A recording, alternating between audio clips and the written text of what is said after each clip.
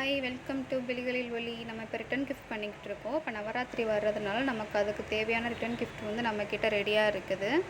அது வந்து நம்மகிட்ட 12 ருபீஸ்லேருந்து ஸ்டார்ட் ஆகுது. 12 ருபீஸ்லேருந்து 50 வரைக்குமே நம்மகிட்ட ரிட்டன் கிஃப்ட்ஸ் இருக்குது. நீங்கள் சிங்கிள் பீஸ்னாலும் வாங்கிக்கலாம். மதுரையில் இருக்கிறவங்க நியர்பை கடைக்கு வந்தே வாங்கிக்கலாம்.